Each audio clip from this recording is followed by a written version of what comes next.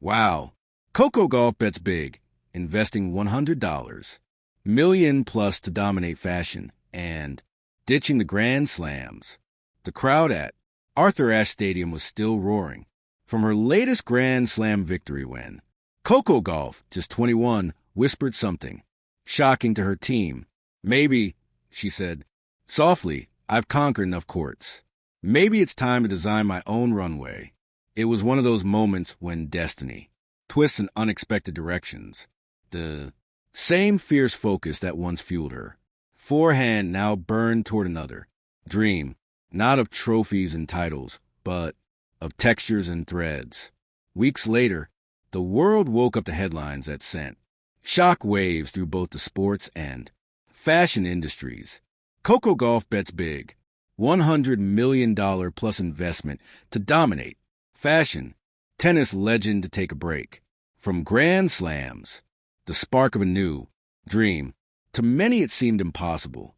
Coco Gauff, the face of modern tennis, the young woman who dethroned champions, shattered records, and carried away the generation was suddenly talking about haute couture, sustainability, and personal expression through fashion.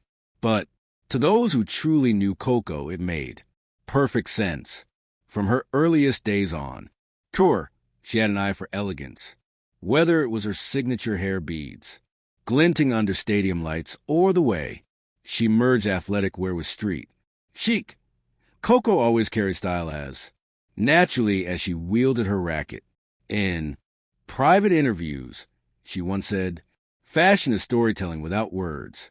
It's confidence woven into fabric." That sentence, almost forgotten by the press, became the seed of a revolution.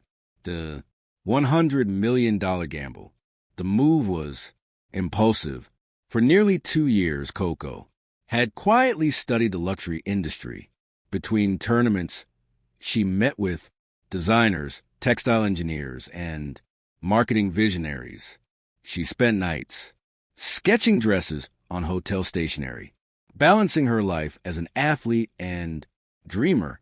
Then came the announcement of Gauff & Company, her own high-end fashion brand, a bold fusion of athletic minimalism and luxury craftsmanship. But this wasn't another celebrity clothing line. Coco wasn't lending her name. She was building an empire. She reportedly invested over $100 million of her own winnings, endorsements, and private capital into launching the brand. It was one of the largest self-funded ventures ever made by an athlete under 25. The headquarters were set in Milan with creative studios in Los Angeles and New York. Her first collection, Baseline to Runway, a poetic bridge between her two worlds, designing a movement, not just clothes.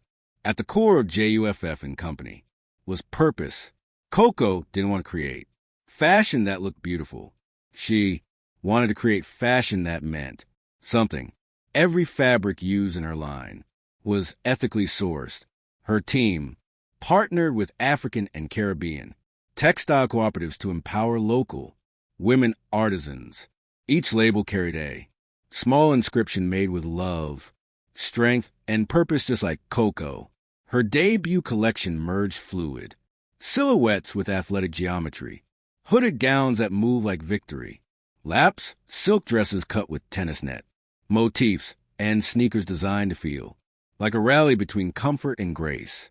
Fashion critics were stunned. One headline from Vogue, Italia read, "Coco Gauff didn't just enter fashion. She rewrote the rules before the game began." The world reacts. The tennis world was stunned and divided. Fans would follow. Coco, since her 15-year-old debut at Wimbledon, wondered, was this the end of her tennis reign? Serena Williams, her lifelong inspiration, reportedly sent her a message: "You can leave the court, but you'll always play the game your way." Meanwhile, brands scrambled to collaborate. Louis Vuitton offered partnership deals. Nike proposed an exclusive Colleen. Even Elon Musk tweeted jokingly, waiting for Coco's Metaverse fashion drop. I'll buy the first NFT, but Coco remained grounded. She turned down most offers, insisting her vision remained independent. This is my serve, she told Harper's Bazaar, and I'm not letting anyone return it. The fashion launch that stopped the world premiere of Gauff and Company, took place at the Teatro Alaska Milan, a venue more accustomed to operas and sneakers. Yet that night, the runway became an anthem of transformation. The show opened in complete darkness. A single spotlight revealed Coco herself, walking slowly onto stage wearing a white gown shaped like a tennis net, unfurling, symbolizing her freedom from boundaries. Then the beat dropped and dancers emerged wearing outfits inspired by tennis motion, fluid, fierce, and unapologetically youthful. Each design represented a chapter of her life. Wimbledon white purity and pressure, rally red, resilience and rebellion. Final set gold triumph and transcendence. The crowd, a mix of athletes, designers, and global icons, rose in applause. Anna Wintour called it the most emotionally intelligent debut in fashion since Yves Saint Laurent's first collection. Even Serena and Venus Williams were seen tearing up in the front row, behind the glitter, a personal struggle. But Coco's transition wasn't all glitter and glam. Walking away from Grand Slams, the roar, the rhythm, the glory was harder than any match point she had ever faced. There were nights I cried, she confessed in a Time interview, because tennis was my identity. Without it, I felt naked, like I dropped a racket and lost myself. Her inner circle revealed she still trains every morning, hitting balls in a private court built beside her Milan studio. I'm not retiring, she clarified. I'm just redesigning what victory looks like for her. Success was no longer measured in trophies, but in transformation, the ability to evolve without fear, the financial genius behind the move beyond creativity. Coco's $100 million leap was a masterclass in strategy. She used her existing brand equity, partnerships with New Balance, Rolex, and Head to anchor her new company's credibility. Her financial team projected JUFF and Company could hit $500 million in valuation within 5 years thanks to her global fan base and the meteoric rise of sports luxury fashion. But Coco's focus was less about the money.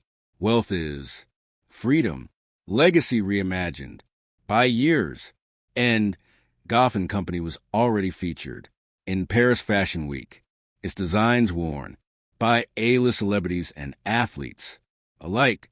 The brand donated 20% of profits to scholarships for young girls in sports and design, merging the two worlds Coco loved most. When asked what she hoped people would remember her for, Coco smiled. I don't want to be remembered as someone who quit tennis. I want to be remembered as someone who believed she could be more. And that's what she became. A symbol of fearless evolution. From clay courts to catwalks, from sweat to silk, Coco Gauff didn't abandon her crown. She redesigned it, threading victory into fabric, courage into couture, and passion into permanence. Epilogue: the queen who served herself. Months after her fashion debut, Coco walked alone into a quiet stadium at night, racket in hand, heels clicking against the concrete. She looked up at the empty stands and whispered, "Thank you for everything." Then she smiled, turned away, and walked toward the horizon. With the flood, lights of court faded into the golden glow of a fashion studio. She wasn't leaving tennis behind. She was carrying it forward in every stitch, every silhouette, every dream she dared to design. Thank you for watching. Please Don't forget to hit the subscribe button, like, and share. Till next,